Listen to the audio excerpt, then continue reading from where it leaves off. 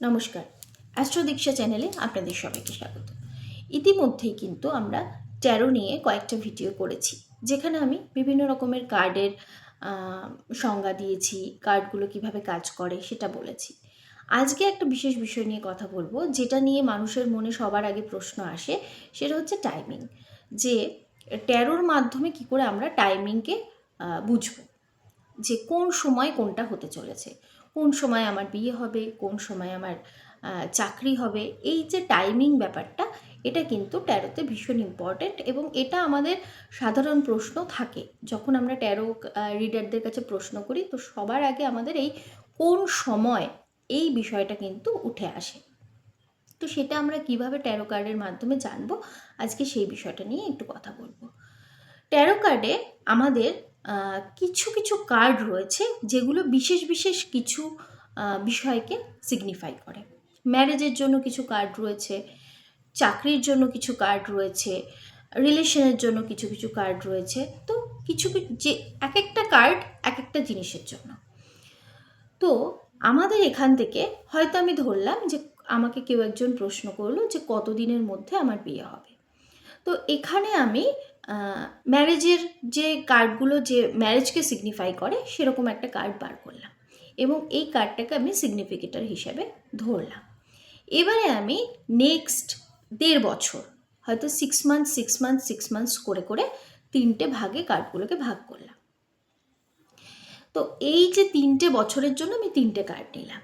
এবারে যে কার্ডটা ম্যারেজকে সিগনিফাই করছে, ওই 3টে কার্ডের মধ্যে কিন্তু আমি ওই কার্ডটাকেও ঢুকিয়ে দিলাম। এইবারে আমি মনে মনে মানে যখন আমি কার্ড শাফেল করছি, তখন আমি বলছি যে কোন বছর আমার বিয়ে হতে পারে। এটা আমি কোয়েশ্চেনটা করলাম ইউনিভার্সকে, এবং কার্ডগুলো যখন শাফেল করলাম, ওই 3টে কার্ডের মধ্যে আমি এক একটা বছরের জন্য বা এক একটা মাসে 6 মাস করে 3টে কার্ড নিয়ে নিয়েছি।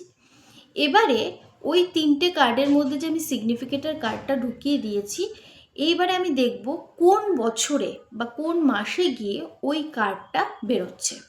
শাফেলের সময় কোন মাসে বা কোন বছরে ওই কার্ডটা আসছে, সেই সময় বা সেই মাসে আমার কিন্তু বিয়ের চান্সেস রয়েছে। তো এটাকে বলে সিগনিফিকেটর স্প্রেড। সিগনিফিকেটর, কোনো একটা কার্ডকে সিগনিফিকেটর হিসেবে ধরে আমরা কিন্তু প্রেডিকশনটা করতে পারি। তো এইভাবে টাইমিং প্রেডিকশনটা করা হয়। এটা আমি বিয়ের ক্ষেত্রে বললাম, এটা আমরা রিলেশনের ক্ষেত্রে বলতে পারি, এটা আমরা কেরিয়ারের ক্ষেত্রে বলতে পারি, সব দিকেই আমরা এটা কিন্তু বলতে পারি। তো বিষয়টা খুবই ইন্টারেস্টিং একটা বিষয়। ছোট্ট ভিডিওতে বললাম, ব্যাপারটাকে আরও এক্সপ্লেন করলে হয়তো আরও ভালো করে ব্যাপারটা বুঝতে পারবে, কিন্তু খুবই ইন্টারেস্টিং একটা বিষয়।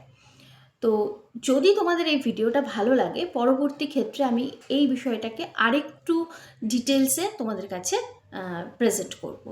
তো যদি তোমাদের এই ভিডিওটা ভালো লাগে, অবশ্যই ভিডিওটা লাইক করো, সাবস্ক্রাইব করো, এবং পরবর্তী ক্ষেত্রে আমি এরকম ভিডিও আরও বানাবো, যেখানে এই সিগনিফিকেটর বিষয়গুলোকে নিয়ে আরও বেশি বেশি করে আলোচনা থাকবে। তো আজকের মতো ভিডিওটা ভালো লাগলে অবশ্যই সবাই লাইক করো, সাবস্ক্রাইব করো। আজকের মতো এখানেই, নমস্কার।